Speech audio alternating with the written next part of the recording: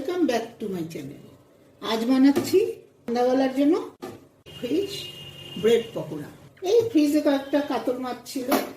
প্রথম গ্যাসটা ধরিয়ে একটু জল দেই, মাছটা হলুদ লবণ দিয়ে মাখিয়ে নিয়েছি। এবার একটু সেদ্ধ করতে দেই, তারপরে আমি কাটা ছাড়িয়ে নেব সব সেদ্ধ হয়ে গেলে।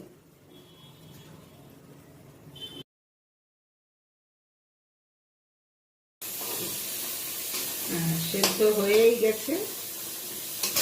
এখানে আলু সিদ্ধ বসিয়েছি।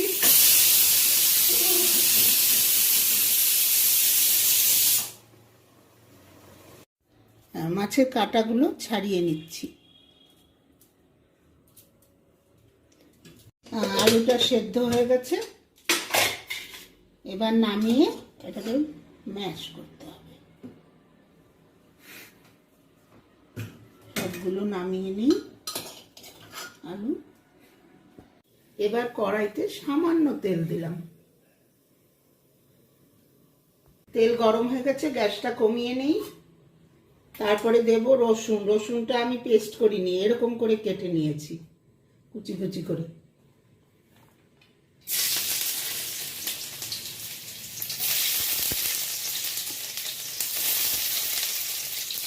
তারপরে দেব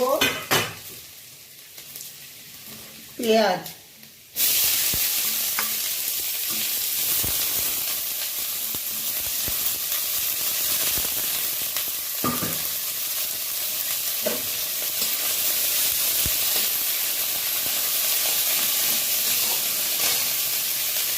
তারপর দেবো লঙ্কা। আর আদাটাও আমি পেস্ট করিনি, এরকম করে করে নিয়েছি।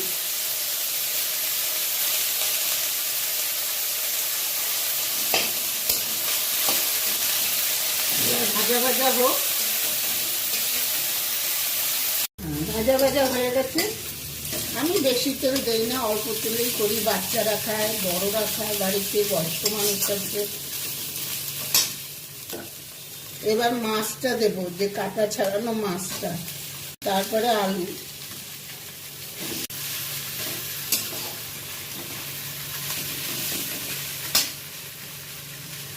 এবার আন্দাজ মতো লবণ দিলাম। কালারের জন্য একটু লঙ্কার গুঁড়ো দিলাম, কাশ্মীরি লঙ্কার গুঁড়ো।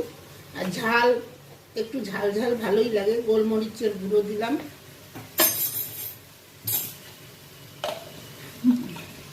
আর গরম মশলার গুঁড়ো। এবার সব দিয়ে এটা নাড়াচাড়া করছি।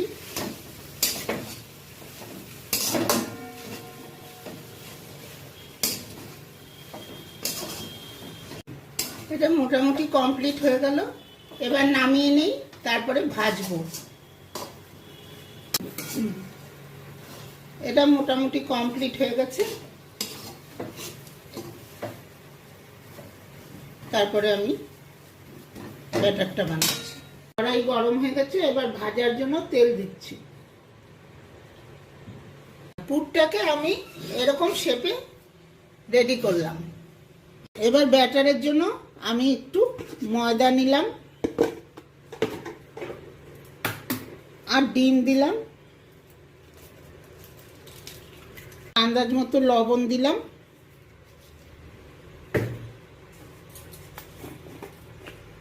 আর একটু কাশ্মীরি লঙ্কা গুঁড়ো। ব্যাটারটা একটু ফেটিয়ে নিই। এবার পাউরুটি নিয়ে তার ভেতরে এটা দিচ্ছি।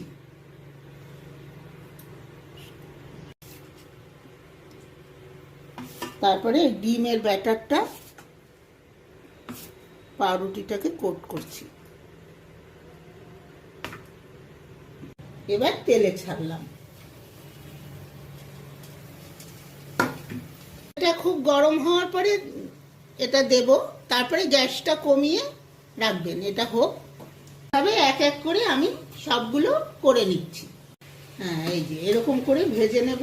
যখন কমপ্লিট হয়ে যাবে, লাল লাল হয়ে যাবে, তখন নামিয়ে নেব।